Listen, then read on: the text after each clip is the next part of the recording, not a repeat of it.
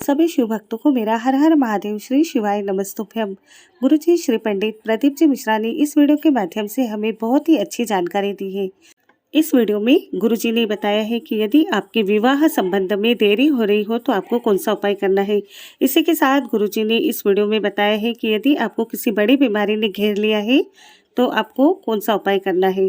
और साथ ही साथ गुरुजी ने इस वीडियो में ये भी बताया है कि यदि आपको लकवे की शिकायत हो रही है, आपके हाथ पैर काम नहीं कर रहे हैं, तो आपको उसके लिए क्या करना है।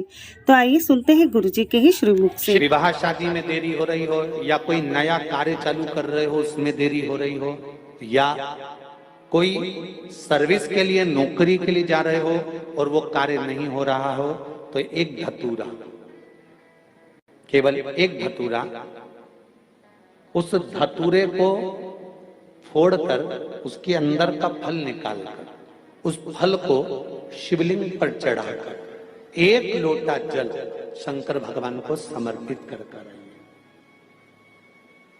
दिन होना चाहिए मंगलवार। कौन सा दिन होना चाहिए? जम के बोलो जरा, मंगलवार। समर्पित करो। उसके बाद में आप विवाह के लिए अगर समर्पित करे हैं तो विवाह में देरी नहीं होगी। व्यवसाय और व्यापार के लिए या नौकरी के लिए समर्पित करे हैं तो उसमें देरी नहीं होगी।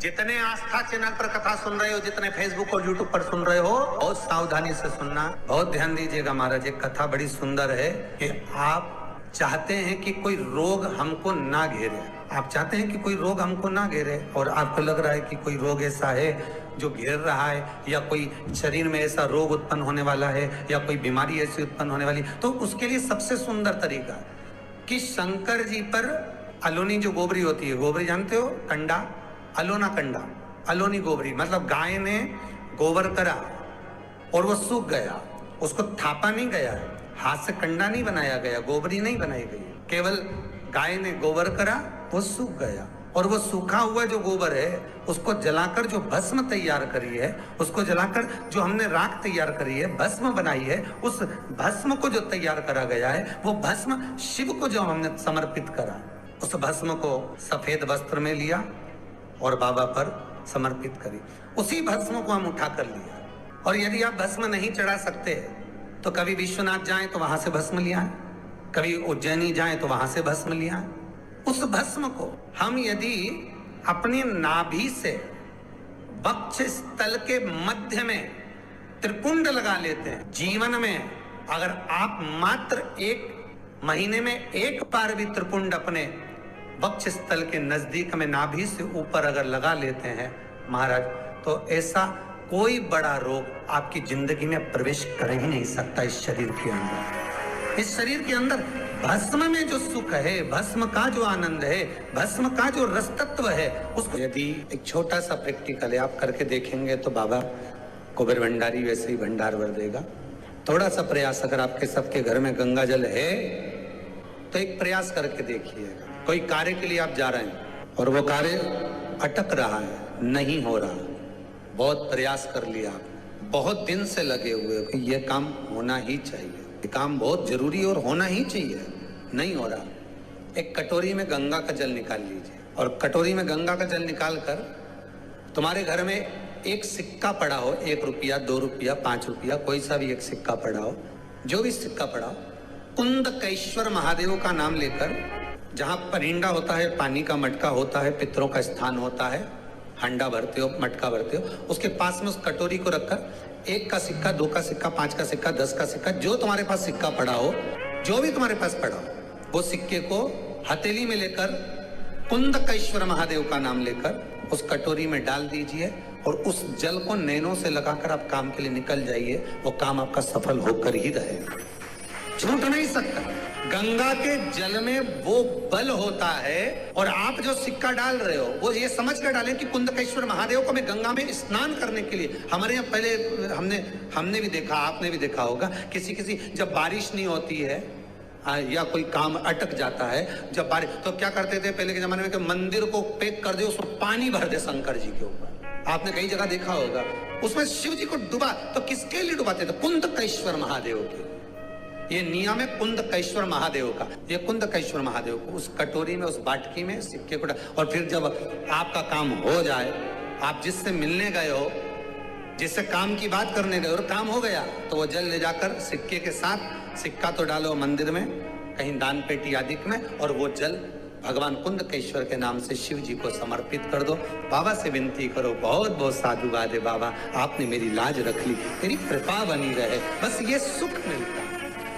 उसको धन्यवाद दो बाबा, बार बार। हम तो रोज कहते, रोज प्रतिदिन उठो और उठते सी धन्यवाद दे दो, धन्यवाद, उठते सी कहो। शिव को प्रिय है पुष्प में आंक का पुष्प, जो आंकड़े का पुष्प होता है, शंकर को बड़ा प्रिय है। और दूसरे नंबर पर शंकर को प्रिय है शमी का पुष्प, बहुत ध्यान देना महाराज। तीसरे नंबर पर शंकर को प्रिय है महाराज सरसों का पुष्प। सरसों होती है ना, जो राई अपन बोते हैं, सरसों बोते हैं, उसमें पीले कलर का जो पुष्प लगता है।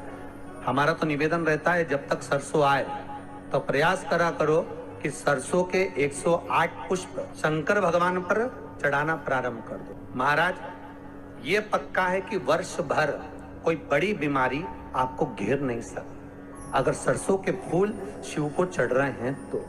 और प्रयास करना कि सरसों का जो पुष्प होता है, सरसों का जो फूल होता है महाराज, अगर कोई व्यक्ति को किडनी या लीवर से जुड़ी हुई कोई तकलीफ होती है, या किसी व्यक्ति का एक्सीडेंट हो गया होता है और उसका कोई अंग रह गया हो, कोई शरीर का कोई भाग रह गया और वो काम नहीं कर रहा हो, जैसे किसी के पांव रह जाते हैं एक्सीडेंट के बाद, किसी का हाथ रह जाता है, या कोई अंग काम नहीं कर रहा हो, वहां ब्लड पहुंच नहीं रहा हो, वो जगह एकदम सुन्न हो गई हो, खाली पड़ गई हो, तो उसके लिए शिव महापुराण की कथा कहती है कि सरसों के पुष्प 11 शंकर जी के राइट भाग में, जहां शिव जी के गण दरवाजे के द्वारपाल मणिभद्र जिस जगह पर निवास करते हैं, कौन निवास करते हैं?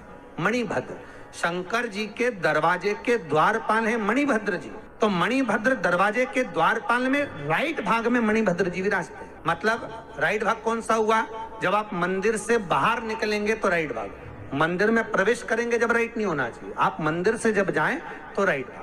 मतलब आप मंदिर से राइट से जाएंगे तो शंकर जी का भी राइट हो जाएगा, क्योंकि शिव जी ऐसे बैठे हैं तो शंकर जी का भी राइट हो गया, देवता उनका भी राइट हो गया, तो राइट भाग सीधा हाथ मणिभद्र जी का स्थान। 11 सरसों के पुष्प मणिभद्र के उस द्वार पर आप रख दीजिए, और मणिभद्र के द्वार पर रखकर अंदर जाकर 108 वापिस जब आप बाहर निकल रहे हैं, ये पुष्प आप रखने के बाद एक बार बाहर जाएंगे, फिर वापिस आएंगे मणिभद्र के रखने के बाद, और अंदर जाकर 108 सरसों के पुष्प शंकर को समर्पित करेंगे महाराज। उस सरसों के पुष्प जो शिव जी को आप समर्पित कर रहे हैं उसको वापिस लेकर आएंगे, श्री शिवाय नमस्तुभ्यम बोलकर उस सरसों के पुष्प को महाराज सरसों के तेल की बोतल में उसको डाल लीजिए।